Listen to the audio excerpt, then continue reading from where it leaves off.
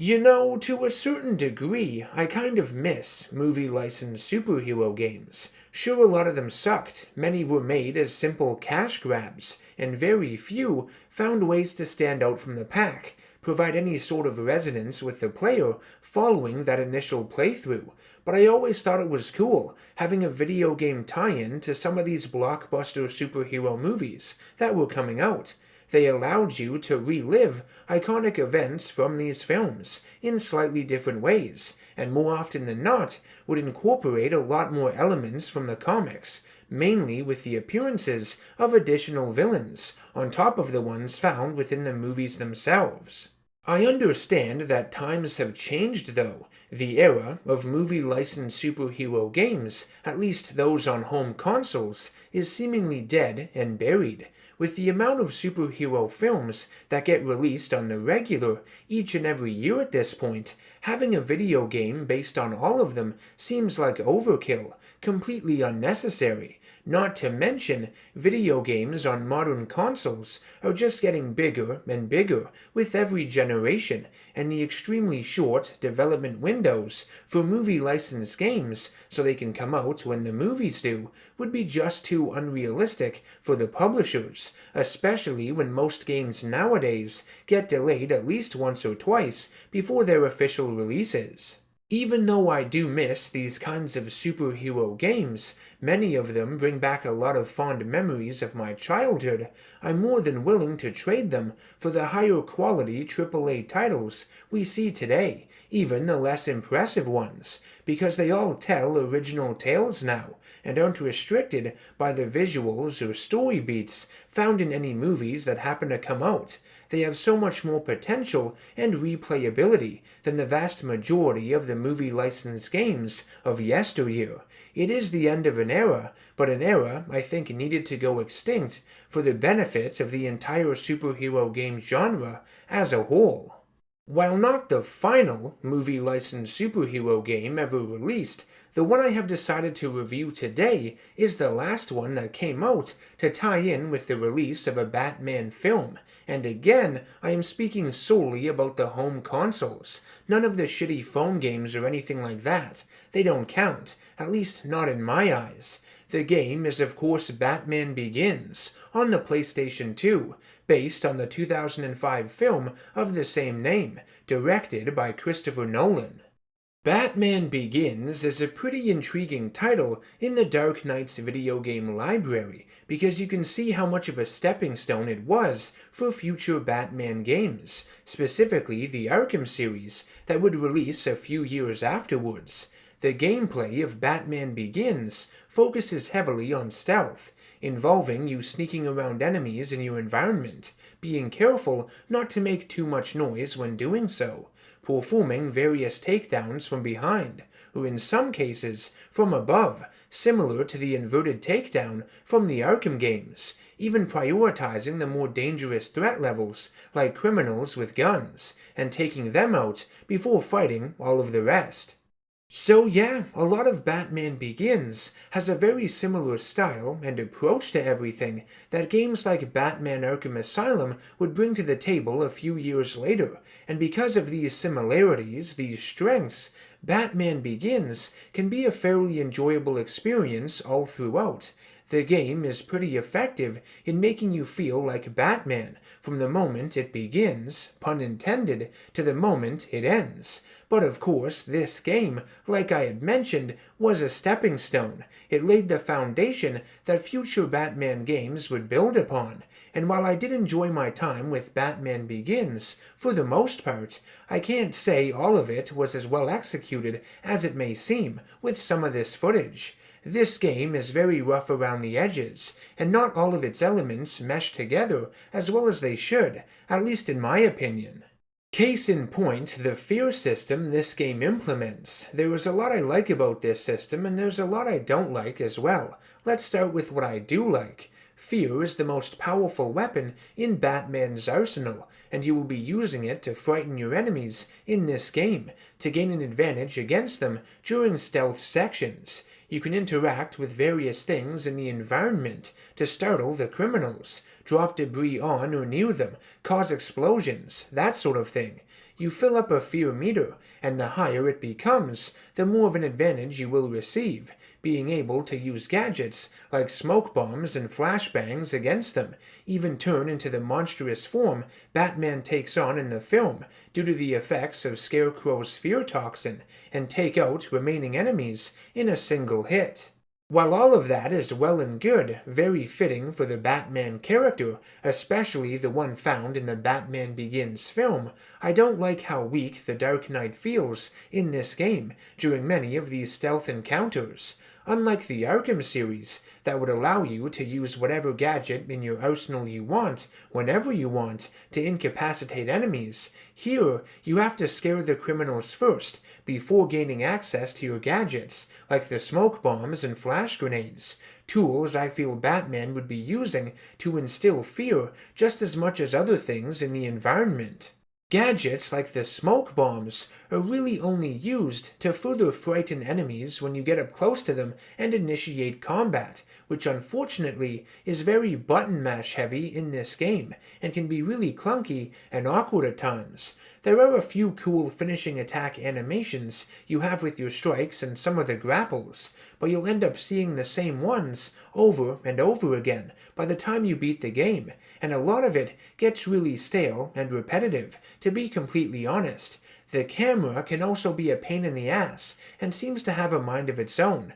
You'll end up getting hit frequently by enemies off-screen, simply because you don't see their attacks coming.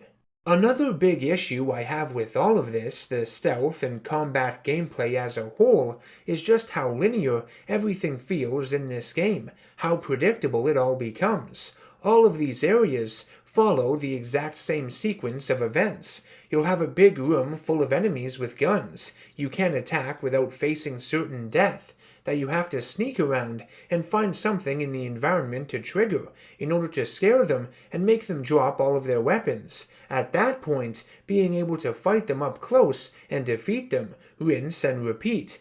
The game doesn't really diverge from this formula in any significant way, making so much of it feel far too effortless, like you're on autopilot at times. It doesn't do a whole lot to really surprise you and take you off guard. And despite this game being based on Batman Begins, which had Bruce Wayne interact with Lucius Fox frequently throughout the film to improve his costume and gadgets, turning him into a more effective crime fighter, this game misses the opportunity to have an upgrade system in any capacity, allowing you to unlock more abilities and equipment as you progress, which I find to be really disappointing. One true upside to this game, though, is its inclusion of the Batmobile, which, for those that don't know, in the Dark Knight movies was known as the Tumbler. While it's probably my least favorite of all the live-action Batmobiles with its bulky tank-like design, I have to admit these driving sequences were some of my favorite parts of the Batman Begins game. The Tumbler levels are just glorified racing sections that have you reach an endpoint. There isn't a whole lot to them, but they do help break up some of the monotony found within the third-person levels you play as Batman, so that's good. Something I did find really distracting, though, is how much damage and destruction you cause with it, smashing into and totaling vehicles like something out of MotorStorm. The Tumbler's scanner always says that no casualties occurred, but clearly some of these criminals would have died in those wrecks. It's even worse in the level where you have to race back to the Batcave to save Rachel, who, much like in the movie, had been exposed to a high concentration of Scarecrow's fear gas, where it has you smashing into police cars, even going so far as having the mission objective be destroying a certain amount of them to progress. I think it's one of the most un-Batman things I've ever played in a Batman game. It just felt wrong to me. I don't know. The two Tumbler missions in this game are replayable at any time from the main menu, and you can even attempt time attack versions of them, which is a neat feature. Sadly, all of the levels where you play as Batman are not replayable, unless you sit through the entire story again. I would have preferred some sort of level select option, like a lot of superhero games provided at this point in time, because while a few of the Batman-centric levels are really fun, most are kind of tedious and annoying, ones I wouldn't want to sit through again. Batman Begins, the game, loosely follows the events of its film counterpart. It has you play through Bruce Wayne's training in the Himalayas under Henry Ducard, Ra's al Ghul, and the League of Shadows, refusing to end a life to complete said training and burning their sacred temple to the ground. When Bruce returns to Gotham, he decides to use his skills to become a crime-fighting vigilante called Batman and strike fear into the hearts of criminals, donning an appearance heavily inspired by his own childhood fear of bats. As Batman, he would manage to track down and capture the mob boss Carmine Falcone and stop one of his drug shipments at the Gotham docks. Falcone's men have also been supplying chemicals to a psychiatrist at Arkham Asylum, Dr. Jonathan Crane, who has been using them to create a special fear toxin that causes terrifying hallucinations. After beating up and interrogating a bunch of bad guys, Crane included, Batman learns that Scarecrow has been dumping his fear toxin into Gotham's water supply. He also reveals that he has been working for Ra's al Ghul the entire time. At a party celebrating Bruce's birthday at Wayne Manor, members of the League of Shadows crash it, led by Ducard, who had survived the temple fire, and reveals himself to be the true Ra's al Ghul. He informs Bruce of his plan to destroy Gotham, that he believes is beyond saving, by vaporizing the city's water supply using a microwave emitter stolen from Wayne Enterprises, which will cause Crane's fear toxin to go airborne and drive all of Gotham into a frenzy. The final moments of the game take place on a moving monorail train that has you attempt to disarm the microwave emitter and fight Ra's al Ghul. Now, of course, that is just a quick synopsis of the game's story. I'm not going to go into every single detail. If you've seen the Batman Begins movie, then a lot of these elements will make more sense with even greater context when you play the game. Most of it is watered down compared to what we saw in the film, but I do think the Scarecrow is done slightly better justice here because you actually get to fight him as Batman. He doesn't go out like a bitch at the hands of a taser on horseback like he did in the movie.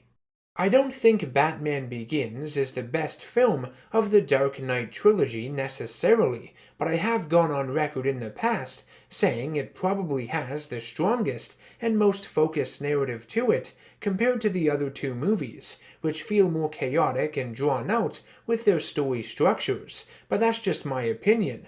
The Batman Begins game is kind of hampered by the fact that it follows the events of the film so strictly, not deviating from it in any major way. I think if it had tried to incorporate a few more elements from the comics, it would have increased its overall potential and longevity tenfold.